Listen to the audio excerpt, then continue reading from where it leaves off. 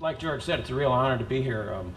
Farmers are always kind of the ugly stepchild of a lot of movements, and we don't get invited to a lot of things because, as Mr. O'Hare said, we're kind of that flyover country between East and West Coast, and oftentimes people don't know we're there.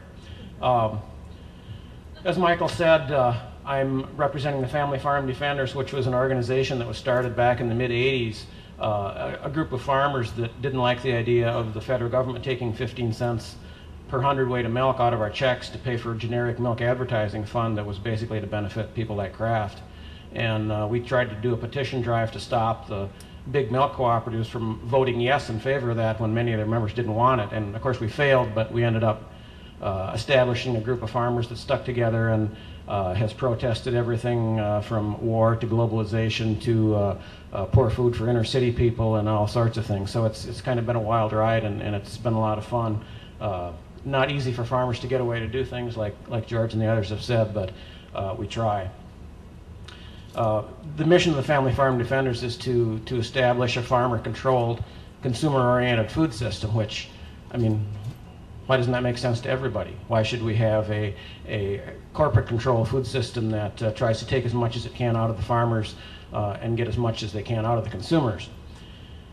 And then a thought that struck me when we were sitting here waiting was that the times of war have generally been good for farmers. I know my dad and my uncles and probably George's family and many of the other people here who had their parents or grandparents or whatever that were farming during World War II. That's when they paid their farms off. They paid off those debts from the Depression. They expanded the farm, probably bought some new machinery. Based on that logic, ever since probably 1980, farms should have been booming. Man, we should have been doing great because we've sort of been in a constant state of war since then, whether it's covert operations in Central America or wherever else around the world, to outright wars in Grenada and the Sandinistas and things like that, Vietnam, the aftermath of that. We've been in a constant state of war, and farmers should have been doing well. The problem that's changed that is globalization, because now we don't produce the food for ourselves anymore. We buy it wherever we can, the cheapest. Another problem, like George mentioned, is the global warming.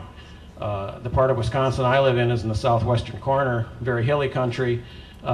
We suffered through the last 3 years of off and on drought. Things were pretty tough. This year, between mid-May and early August, we had 2 inches of rain. And this is in an area that normally gets close to 40 inches of rain per year. Then on, I think it was about the 8th of August, we had 12 inches of rain in 2.5 days. So we went from nearly a record dry year to a record wet year. And for small farms that rely on pasturing their cattle, vegetable farmers, it pretty much devastated this whole area. The 4 counties right around me were all declared a federal disaster area. I know one organic farmer alone who had over $500,000 in crop losses on his 100-acre vegetable farm. And that's just the vegetables. That doesn't count the soil. It's somewhere down in the Gulf of Mexico now. So rural America has not gained in this globalization boom. And now we start thinking about these veterans that are coming back from the wars. And as Mr. O'Hare said, kids that were, a lot of them from the rural areas, what are they going to come back to? There's no opportunities for small farmers. College is too expensive. That's the reason many of them went to the war. They joined the military to hope to pay college expenses. And we've been finding out that doesn't always work. There's always a loophole. Many times they come back and expect to have their education paid for, and it doesn't happen. The closest town to us is a population of about 1,300 people. At one point last year, I think there were 12 to 15 kids who were in the service, either in Afghanistan or Iraq, or in the process of going there. Luckily, none of them have been killed so far. We had one local kid who was wounded, seriously wounded twice within 2 months, and the last time he almost got shipped back to Iraq before he could get shipped back to the United States because of military screw-ups.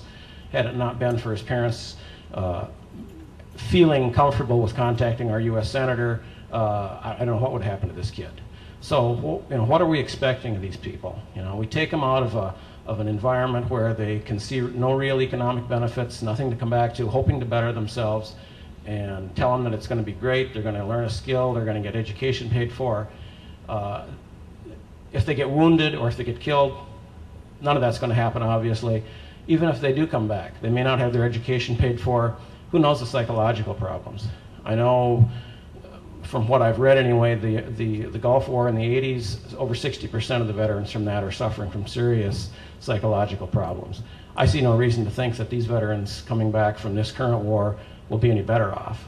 There's no support for them, there's no money. And then we look at the overall picture, not just of the veterans, but of rural areas in general. We've got no money for economic infrastructure anymore.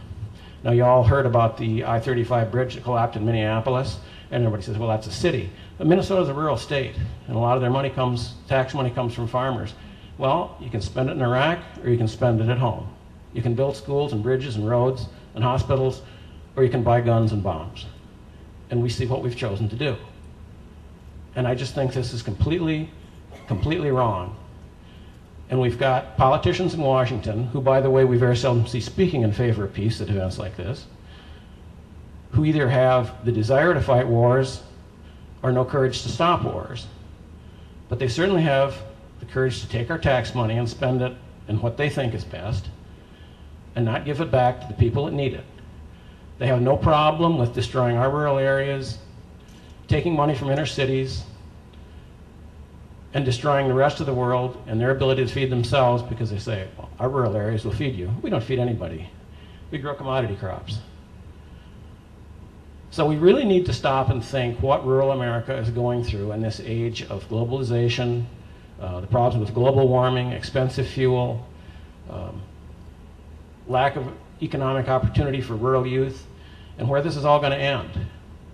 And I really became attracted to this Farms Not Arms group because it's one of the first initiatives I've seen where they actually wanted to put people back on the farm. Everything else tries to take them away. Get bigger. Well, then where do the kids go? Well, they can go to the city and get a job. It doesn't work that way.